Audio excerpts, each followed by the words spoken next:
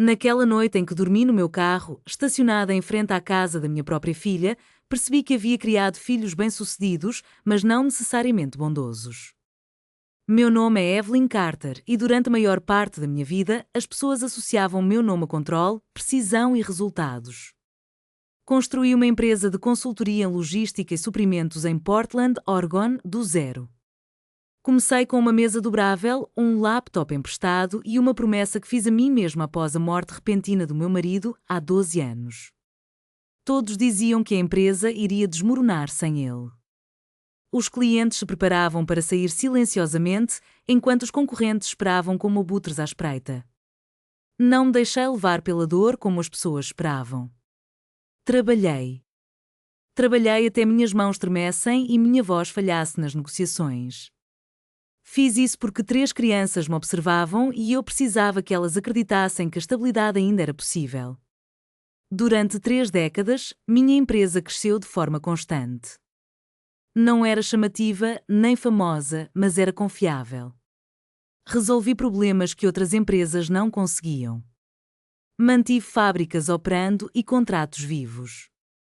Quando completei 60 anos, alcancei uma segurança financeira que minha versão mais jovem nunca teria imaginado. As casas estavam pagas, as contas em dia, as portas se abriam quando eu batia, e tudo o que construí, cada noite em claro e sacrifício pessoal, eu dizia a mim mesma que era por causa dos meus filhos. Lauren, minha filha mais velha, vivia em uma casa linda nos arredores de Lake Oswego. Ela se movia com facilidade em círculos onde as aparências importavam mais do que a verdade. Vítor, meu filho do meio, vestia ternos sob medida e falava em tons medidos que faziam as pessoas confiarem nele instantaneamente. Ele aconselhava cirurgiões e executivos, pessoas que nunca perguntavam sobre sua família, apenas sobre suas credenciais. E, por último, havia Noah, meu filho mais novo. Noah optou por trabalhar como conselheiro em uma escola pública. Levava uma vida simples, ganhava modestamente e nunca me pediu ajuda, a não ser quando precisava de conselhos. A família nunca verbalizou isso, mas eu sentia decepção silenciosa em relação às escolhas dele, incluindo as minhas. Eu pagava por tudo: educações, entradas para casas, resgates de emergência. Dizia a mim mesma que isso era amor. Se um problema surgisse, eu resolvia com dinheiro. Se alguém enfrentasse dificuldades, eu removia a dificuldade em vez de deixar que sentissem.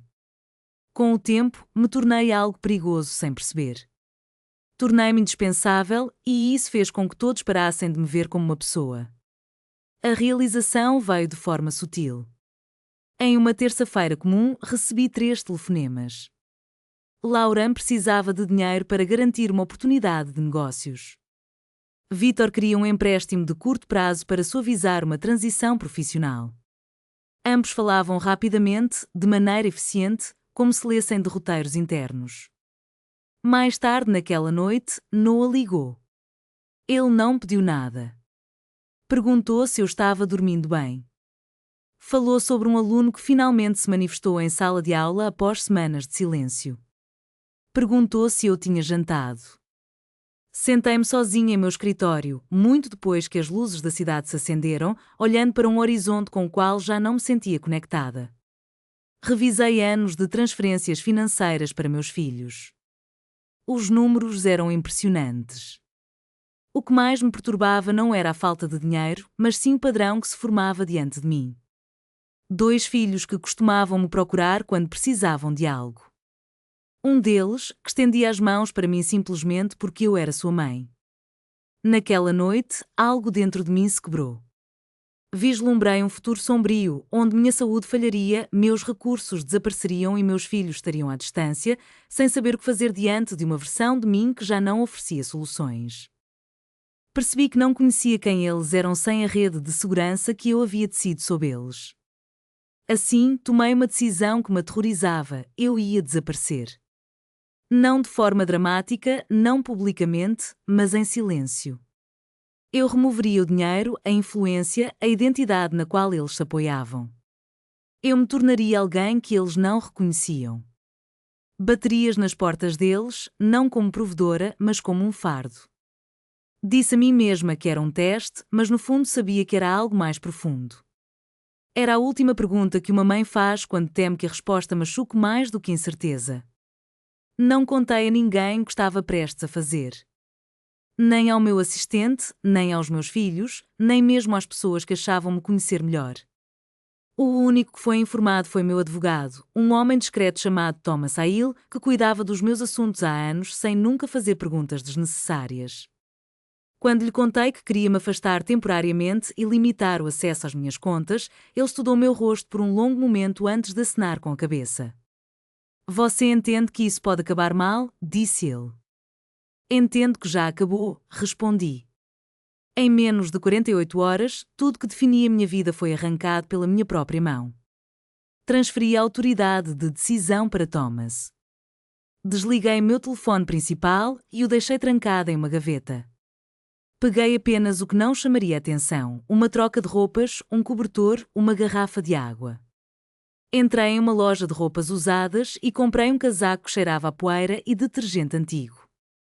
Era grande demais e fino para o inverno, mas me fazia parecer alguém sobre quem as pessoas não fariam perguntas. A parte mais difícil foi deixar meu apartamento. Fiquei na porta por mais tempo do que deveria, olhando para as superfícies limpas e as memórias emolduradas, ciente de que não as veria novamente por um tempo. Esperava sentir medo. Em vez disso, senti algo próximo a alívio. Pela primeira vez em anos, ninguém poderia me procurar para nada. Naquela primeira noite, dormi em meu carro. Estacionei em uma rua tranquila, longe das minhas rotinas habituais. O frio entrou nos meus ossos mais rápido do que eu esperava. Acordei a cada hora, convencida de que alguém estava me observando. Nas primeiras horas da manhã, uma viatura da polícia desacelerou perto do meu carro, mas logo seguiu em frente. Sentei-me tremendo, percebendo quão frágil eu havia me tornado sem o status que costumava me proteger. No segundo dia, caminhei. Caminhei até minhas pernas doerem e minhas costas queimarem. As pessoas passavam por mim sem me ver. Uma mulher apertou a bolsa com mais força quando pedi informações. Um homem desviou completamente o olhar. Comi um sanduíche barato em pé, porque sentar parecia admitir derrota. Naquela noite, fiquei em um estacionamento público. A chuva penetrava as costuras do meu casaco, enquanto eu me envolvia em um cobertor e observava os faróis cortarem a escuridão nas paredes de concreto. Foi então que um homem se aproximou, aparentando estar na casa dos 40 anos, com olhos cansados. Ele me ofereceu um copo de café de um térmico de papel e disse, em voz baixa: "Você parece alguém que já teve tudo." Perguntei o que ele queria dizer com aquilo. As pessoas que escolhem esse tipo de teste geralmente esquecem algo. Você pode não gostar do que vai descobrir. A verdade nem sempre vem acompanhada de conserto. Suas palavras ecoaram em minha mente muito tempo depois que ele partiu. No terceiro dia, meu corpo já doía em lugares que eu nem sabia que podiam doer. Minhas mãos estavam rachadas pelo frio e, ao me olhar em um vidro escurecido, levei um susto. Eu parecia menor, mais velha e invisível. Pela primeira vez, a dúvida se instalou em mim. Perguntei a mim mesma se estava me punindo em vez de buscar clareza. Quase desisti. Então, parei em uma esquina e considerei ligar para o Thomas, encerrar o experimento e voltar para casa. Lembrei da maneira como Lauren falava quando precisava de algo, sempre eficiente e distante. Pensei em Vítor, que calculava riscos até em momentos pessoais. E pensei em Noah, que sempre perguntava se eu já tinha jantado. Decidi que a ordem importava. Iriam primeiro até Lauren, depois Vítor, e somente então, quando não tivesse mais forças para fingir, procuraria Noah. Não porque esperasse bondade dele, mas por medo de quão doloroso seria se ele também me rejeitasse. A casa de Lauren ficava atrás de um alto portão de ferro, em um bairro onde até as calçadas pareciam polidas. Conhecia cada curva daquela estrada de cor.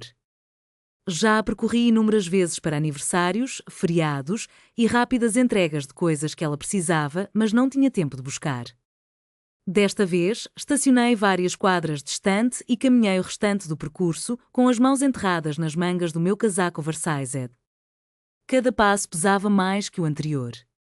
O portão estava fechado. Claro que estava. Apertei o botão do interfone com um dedo que tremia mais de expectativa do que pelo frio. Um suave sinal sonoro soou, seguido de um silêncio constrangedor. Então, a voz de Lauren veio pelo alto-falante, seca e distraída. Sim, ela disse, e era estranho ouvi-la falar como uma estranha. Sem calor, sem reconhecimento, apenas impaciência. Len, disse eu. Sou eu, sua mãe. Houve uma pausa longa o suficiente para a esperança brilhar, mas logo começou a murchar. O portão zumbiu e se abriu apenas o suficiente para eu passar. Empurrei-o suavemente e segui pelo longo caminho de pedras que ajudei a pagar anos atrás. Quando a porta da frente se abriu, Lauren não saiu. Ela ficou na entrada, com uma mão apoiada na moldura, como se estivesse bloqueando uma invasão. Estava impecável, cabelo arrumado, suéter perfeitamente alinhado. Tudo nela exalava conforto e controle. Seus olhos percorreram lentamente meu corpo, dos meus sapatos até o meu casaco, e se fixaram em algum lugar próximo ao meu ombro, evitando meu rosto. O que você está fazendo aqui, mãe? Ela perguntou com a voz mais baixa. Contei a ela a história que havia ensaiado, tentando encontrar as palavras certas. Disse que havia perdido tudo, que o negócio havia desmoronado, que não tinha para onde ir e que só precisava de um lugar para dormir por 1 ou 2 noites até conseguir me reerguer. Ela não me interrompeu, nem tentou me confortar. Olhou por cima do ombro, em direção ao interior da casa, e depois voltou a olhar para a rua. Reconheci imediatamente aquela expressão. Era o olhar de alguém que estava avaliando a situação. Não é um bom momento, disse finalmente. Temos pessoas vindo mais tarde. Assenti, compreendendo a necessidade de respeitar o espaço dela. Disse que poderia dormir em qualquer lugar, no sofá, na garagem, e que partiria cedo. Ninguém perceberia que eu estivera lá. Mas sua expressão se endureceu. Mãe, você não pode ficar aqui. As pessoas falam. Você sabe como é esse bairro, e, honestamente, esse tipo de estresse não é bom para você nem para nós. Nós? A palavra caiu como um peso. Ela se moveu, cruzando os braços, como se estivesse criando uma barreira invisível. Um lampejo de irritação cruzou seu rosto, rapidamente disfarçado por algo que se assemelhava à preocupação. Existem recursos para situações como essa, continuou. Abrigos, organizações. Posso te ajudar a encontrar um número para ligar. Pedi que olhasse nos meus olhos. Ela não olhou. Lembrei-a de coisas que nunca havia usado como argumento antes: as mensalidades da escola, o sinal para a casa, as noites em claro esperando que ela chegasse em casa em segurança quando era mais nova, as férias, a segurança que tentei proporcionar. Seus olhos se endureceram. Essa foi a sua escolha, disse em um tom baixo. Você sempre fez as coisas do seu jeito. Não pode esperar que eu rearranje minha vida porque você cometeu um erro. Um erro? Era assim que minha desespero tinha sido reduzido. Senti algo mudar dentro de mim, uma pequena sensação de rasgo que não sabia nomear. Pedi mais uma vez. Só uma noite. Ela balançou a cabeça. Sinto muito, mãe. Realmente sinto. Mas isso não pode se tornar uma situação. A porta se fechou lentamente, de forma deliberada. O clique da fechadura ecoou em meu peito. Fiquei ali por mais tempo do que deveria, olhando para a textura da madeira que um dia admirei quando a casa era nova. Quando finalmente me virei, não senti raiva. Senti tristeza. Não pela segurança que havia perdido, mas pela filha que percebi que já não conhecia mais. A casa de Victor era bem diferente da de Lauren, onde o lar se apresentava com elegância e pertencimento, a dele projetava distância e eficiência. Vidro, aço, linhas retas. Parecia menos um lugar para viver e mais uma declaração destinada a ser admirada de fora. Fiquei parada na calçada por alguns segundos, organizando a respiração e me preparando para qualquer versão de rejeição que me aguardava atrás daquela porta. Quando toquei a campainha, a porta se abriu quase imediatamente. Victor me olhou como se tentasse resolver um quebra-cabeça que não se encaixava em nenhuma categoria que conhecia. Seus olhos se estreitaram levemente, percorrendo meu casaco, meus sapatos, minha postura. Mãe, disse ele finalmente. O que aconteceu com você? Por um breve momento, a esperança ressurgiu. Sua voz carregava surpresa, talvez até preocupação. Ele se afastou e gesticulou para eu entrar rapidamente, fechando a porta atrás de mim com um cuidado que parecia mais uma tentativa de ocultação do que um acolhimento. Fiquei parado na entrada, sem receber um convite para avançar. O ambiente exalava um leve perfume de desinfetante misturado com uma colonia cara. Tudo estava impecável. Sente-se, ele disse, apontando vagamente para um banco perto da porta. Sentei-me. Conte-me o que está acontecendo. E assim revelei a mesma história de sempre: o colapso, as perdas, as noites sem abrigo. Mantive a voz firme, mesmo quando minhas mãos tremiam. Vítor me escutava com os braços cruzados, seu peso se deslocando de um pé para o outro. Eu podia quase ver as contas sendo feitas por trás de seus olhos. Quando terminei, ele exalou lentamente. Isso é complicado, disse ele. Tenho obrigações, paciência, sócios. Não posso permitir que isso se torne visível. Visível. A palavra ecoou em minha mente. Expliquei que só precisava de um lugar para descansar. Um único noite, prometi, saindo antes do amanhecer. Ele balançou a cabeça. Isso não é realista. As pessoas notam as coisas e eu preciso proteger minha imagem profissional. Você entende como essas situações podem ser mal interpretadas. Então, ele enfiou a mão no paletó e tirou sua carteira. Era elegante e cara, do tipo que ele gostava de carregar, pois fazia uma declaração mesmo quando fechada. Contou algumas notas com cuidado e as estendeu em minha direção, sem se aproximar. Tome isso. Vá para algum lugar quente. Limpe-se.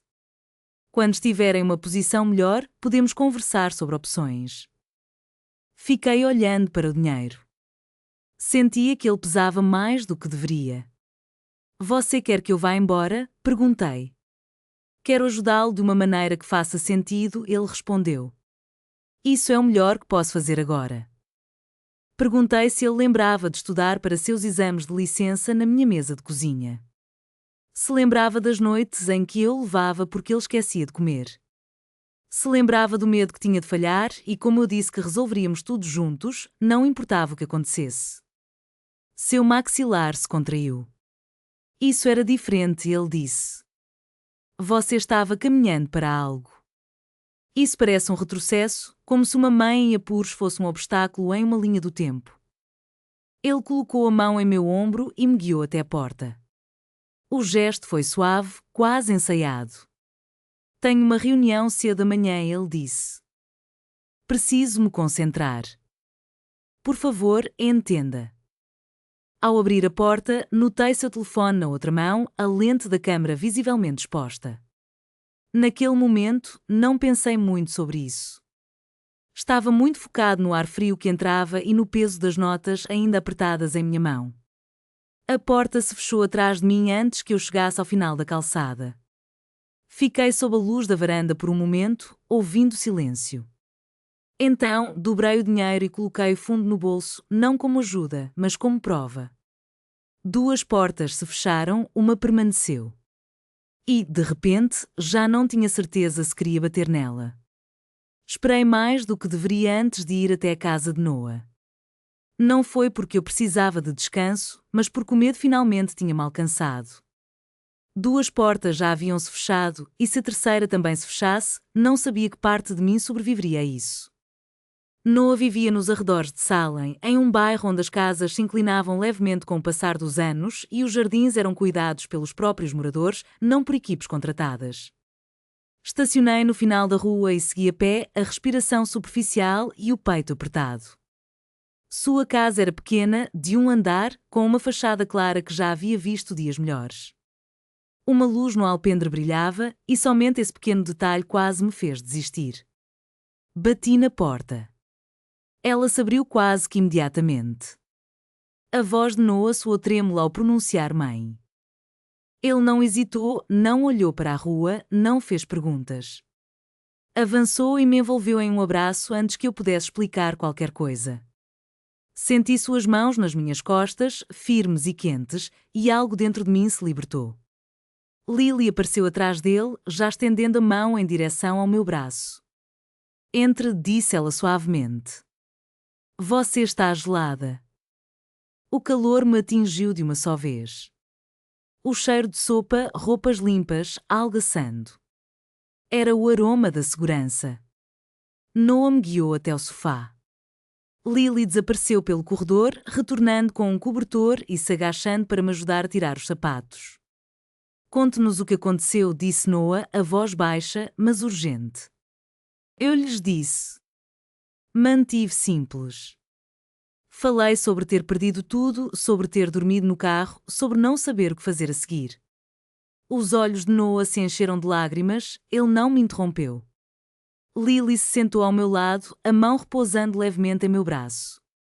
Quando terminei, Noah se levantou. Você vai ficar aqui, disse. Não há discussão. Não temos muito, acrescentou Lily, encontrando meu olhar. Mas temos o suficiente. Protestei fraco, dizendo-lhes que não tinham espaço, que eu poderia dormir no chão. Lily balançou a cabeça.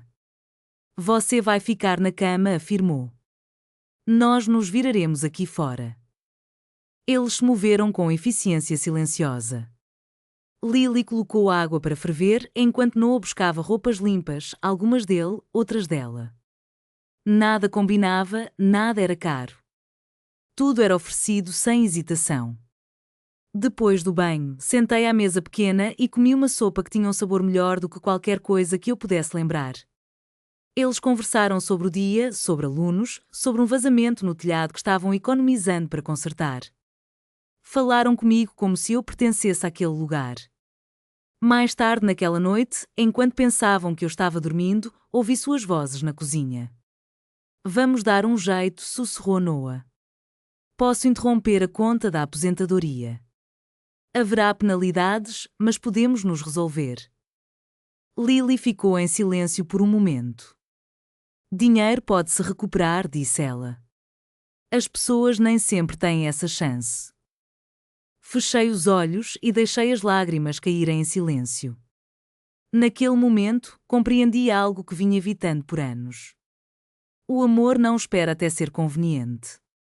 Não exige garantias. AG é mesmo quando custa. Eles dormiram no chão naquela noite. Eu permaneci acordada na cama deles, olhando para o teto, dominada por uma verdade que não podia mais negar. Eu havia vindo em busca de respostas. Naquela manhã, antes do amanhecer, uma sensação estranha se apoderou de mim.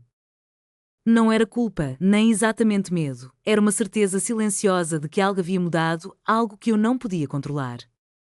Ao entrar na cozinha, encontrei Lily de pé perto da janela, segurando uma caneca, observando a rua como se estivesse aguardando algo.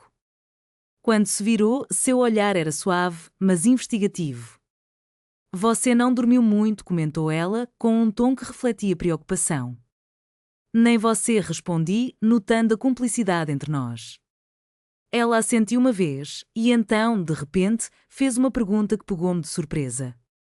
Posso te perguntar algo com sinceridade? Claro, disse eu, curioso. Você não parece alguém que perdeu tudo da noite para o dia, ela disse, com uma sinceridade que me fez prender a respiração. Seu medo é real. Seu cansaço é real, mas sua história tem lacunas. Meu peito se apertou. Não havia acusação em suas palavras, mas uma observação aguda. Eu hesitei em responder enquanto ela continuava. A maneira como você fala, como escuta, como carrega o silêncio. Vejo isso todos os dias no meu trabalho. Você não é imprudente. Não age por impulso. E não parece confusa. Você parece intencional. A pergunta que me ocorreu foi por que ela não havia falado isso antes. Porque não importava, respondeu. A verdade, qualquer que seja, é que você pareceu precisando de ajuda. Isso era o que importava para nós. Suas palavras pesaram mais do que qualquer acusação poderia ter feito. Mais tarde, naquela manhã, Noah saiu cedo para o trabalho. Lily também se despediu, indo para uma breve jornada de limpeza que havia aceitado meses atrás, sem nunca reclamar. Fiquei sozinha em casa pela primeira vez desde que cheguei, e foi quando meu celular vibrou. Eu mantinha um telefone de emergência escondido na mochila e apenas Thomas tinha o número. Quando atendi, a voz dele estava tensa. Temos um problema, Evelyn. Ele me contou sobre a gravação. Vítor não pretendia que aquilo se espalhasse, pelo menos não publicamente. Enviaram um pequeno clipe para um fórum profissional privado, pedindo conselhos sobre como lidar com um membro da família que mostrava sinais de instabilidade. Meu rosto estava parcialmente visível e minha voz inconfundível. O tom da discussão rapidamente se tornou cruel. Em poucas horas, o clipe deixou o fórum. Quando Thomas me ligou, já havia sido compartilhado dezenas de vezes em círculos locais. As pessoas especulavam, algumas zombavam, outras questionavam minha competência. Alguns até me reconheceram. Senti o ar sair dos meus pulmões, aquilo já não era um teste privado. Estava se transformando em uma humilhação pública. Thomas perguntou onde eu estava e eu disse. Houve uma pausa. Esse pode ser o lugar mais seguro em que você pode estar agora, ele disse. Mas você precisa decidir como isso termina. Se você esperar, a narrativa será escrita sem você. Desliguei e sentei em silêncio. Quando Lily voltou, contei tudo a ela. Ela ouviu sem interromper. Quando terminei, não vi choque em seu rosto. Havia tristeza. Ele estava se protegendo, disse ela. Isso não justifica, mas explica. Perguntei se ela estava brava com ele. Sim, ela respondeu. E com você? Não, você estava testando o amor porque temia não encontrá-lo. Esse medo não te torna cruel. Te torna humano. Ela respirou fundo, ciente de que não havia como esconder mais nada. Eu assenti, percebendo que o teste havia revelado mais do que eu esperava. Não apenas expôs meus filhos, mas também como o poder pode distorcer a compaixão quando não é controlado. A verdade precisava vir à tona antes que a mentira me engolisse por completo. Liguei para Thomas.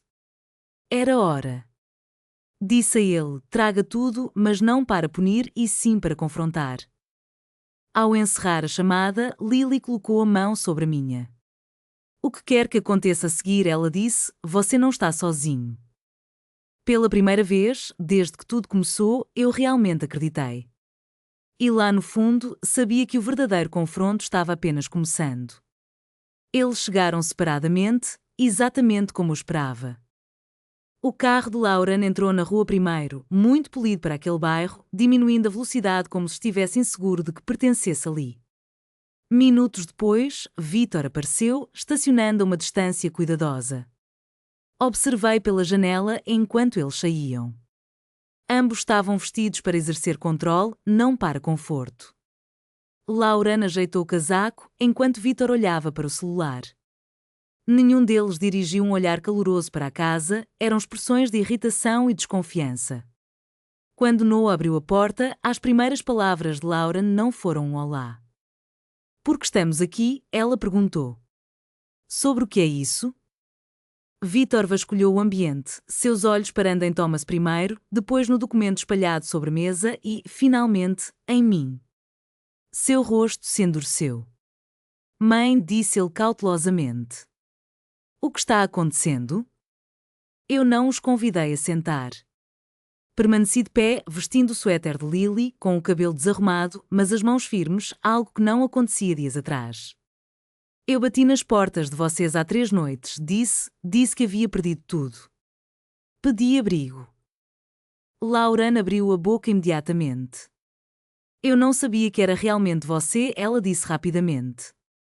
Você parecia instável. Qualquer um ficaria cauteloso. Vítor permaneceu em silêncio, a mandíbula tensa, evitando meu olhar. Você sabia que era eu, falei para ele. Você apenas decidiu que eu era inconveniente. Thomas então avançou, sua voz calma e precisa. Para esclarecer, disse ele, Evelyn Carter não perdeu seu negócio. Seus ativos nunca estiveram em risco. Foi uma ausência controlada. Um teste de resposta sob perda percebida. O rosto de Lauren perdeu a cor. Um teste, ela repetiu. Você nos testou e eu a corrigi. Testei se vocês me veriam como mãe sem a proteção do dinheiro. O silêncio tomou conta da sala. Vítor foi o próximo a falar, com um tom defensivo. Isso é manipulativo. Você nos colocou em uma posição impossível. Não, eu disse. Eu os coloquei em uma posição honesta. Thomas colocou um tablet sobre a mesa e tocou na tela. Um vídeo começou a tocar em silêncio. Um pequeno clipe. Eu, de pé na entrada de Vítor, sua voz calma e distante, o telefone claramente visível em sua mão. Lauren se virou para ele. Você a gravou. Vítor desviou o olhar. Eu precisava de documentação, disse. Caso a situação escalasse, caso sua mãe se tornasse um problema, disse Lily em voz baixa. Foi nesse momento que algo mudou. Lily deu um passo à frente. Não estava brava, não estava alta. Eu sabia que algo estava errado quando ela chegou, disse. Eu suspeitava da verdade antes mesmo que alguém me dissesse, mas abrimos a porta assim mesmo. Afinal, pedir ajuda nunca deveria exigir provas de valor. Lauren fitou a mãe, buscando palavras que pudessem restaurar o equilíbrio, o controle, a vantagem. Mas as palavras não vieram. Foi então que Noah tomou a palavra, sua voz tremendo, mas firme. Passei anos achando que era eu a decepção, a que não correspondia às expectativas da família. Mas quando minha mãe apareceu assustada e fria, percebi que o único padrão que realmente importava era se amávamos o suficiente para agir. Os olhos de Lauren se encheram de lágrimas. Eu estava com medo, ela confessou. Não queria que as pessoas a vissem assim. Esse é exatamente o problema, eu respondi. Você estava protegendo sua imagem, não a sua mãe. Thomas, que estava em silêncio, limpou a garganta e continuou. Evelyn tinha a intenção de revisar os documentos da herança hoje, disse ele, para remover Lauren e Vítor completamente. Um suspiro escapou dos lábios de Lauren enquanto Vítor finalmente levantava os olhos, o medo rompendo sua fachada. Mas ela escolheu um caminho diferente, Thomas prosseguiu. A herança está congelada. Condicional. Condicional?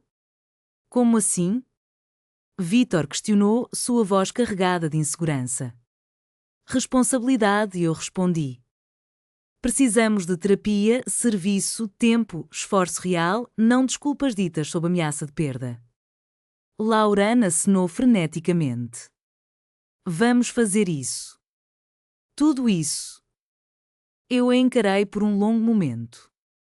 A mudança não se prova em momentos como este, eu disse. Ela se prova nos meses silenciosos que se seguem, quando ninguém está assistindo. Olhei para Noah e Lily. O que vocês me deram não foi abrigo.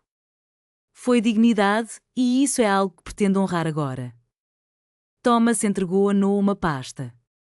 Dentro, havia documentos descrevendo uma nova iniciativa, um programa comunitário financiado pela minha empresa que se concentrava em suporte e serviços de aconselhamento transitórios. Noah e Lily foram nomeados como CEO-diretores. Não é dinheiro para conforto, eu afirmei. São recursos para um propósito. Noah encarou os papéis, sobrecarregado. Você não nos deve isso, Lily disse suavemente. Eu sei, eu respondi. É por isso que estou dando. Lauren e Vítor permaneceram paralisados, observando enquanto algo se transformava que o dinheiro não poderia recuperar imediatamente. O momento de reconhecimento não foi barulhento. Foi final. A casa se sentiu diferente depois que eles saíram, não mais silenciosa, mas mais leve. Noah sentou-se ao meu lado no sofá, a exaustão finalmente visível em sua postura. Lily movia-se pela cozinha, lavando xícaras que não precisavam ser lavadas, dando a todo espaço para respirar. Do lado de fora, a rua retornava ao seu ritmo normal, alheia ao fato de que algo fundamental havia mudado dentro das paredes. Permaneci mais uma noite, não porque precisasse de abrigo, mas porque precisava lembrar como era pertencer sem condições. Na manhã seguinte, enquanto a luz do sol filtrava-se pelas cortinas finas, percebi que o teste nunca tinha sido verdadeiramente sobre meus filhos. Ele era sobre mim, sobre os valores que eu valorizava, os silêncios que permitia, a maneira como eu equiparava sucesso a conforto e confundia generosidade com amor. Lauren e Vítor não se tornaram quem eram por acaso. Eles se tornaram assim porque eu os ensinei que o dinheiro consertava tudo. Que as aparências importavam, que o desconforto deveria sempre ser evitado. No fundo da agitação da vida, em meio a desafios e desilusões, Noah e Lily encontraram um caminho inesperado. Noah, um homem que até então buscava respostas em vozes altas e estrondosas, decidiu ouvir uma melodia diferente, uma voz suave que falava em sussurros, longe dos olhares curiosos. Foi nessa escolha que ele aprendeu uma lição valiosa: a verdadeira sabedoria muitas vezes se revela na quietude. Lily, por sua vez, tornou-se um reflexo do que Noah precisava ver. Ela tinha a habilidade de enxergar verdades que muitos ignoravam, mesmo antes de serem ditas. Sua compaixão não era motivada pela expectativa de recompensa, era simplesmente uma expressão genuína de quem ela era. E, assim, em uma semana marcada por dificuldades, Noah não perdeu sua família, mas a reencontrou. No calor da adversidade, ele compreendeu que o amor, quando testado, é o único que realmente importa. Ele percebeu que a bondade que espera um momento seguro para se manifestar não é bondade de verdade. A riqueza pode revelar valores, mas a perda, essa revela o caráter. Noah entendeu que as crianças se moldam não pelo que lhes dizemos, mas pelo que realmente valorizamos. E, em um momento de reflexão, ele aprendeu que a bondade que é oferecida sem testemunhas é a mais pura de todas. Finalmente, ele se deu conta de que família não é apenas quem precisa de você quando você está forte, mas quem permanece ao seu lado nos momentos de fraqueza. Vestido como uma mulher sem posses, ele partiu em busca de respostas, apenas para descobrir que o que encontrou era infinitamente mais valioso do que tudo o que possuía. As 5 lições que ficou com ele foram gravadas em seu coração. 1. A riqueza revela valores, mas a perda revela caráter. 2. O amor que espera pela certeza não é amor. 3. As crianças se tornam o que recompensamos, não apenas o que dizemos. 4. A bondade sem testemunhas é a mais pura. 5. Família é quem fica quando você não é forte. E assim, ao compartilhar essa história verdadeira, Noah deixou uma pergunta no ar: que lição você tirou disso? De qual cidade ou estado você está assistindo hoje? Se essa narrativa tocou seu coração, ele convidou você a curtir o vídeo, compartilhar com alguém que precisa ouvir essas palavras e deixar seus pensamentos nos comentários.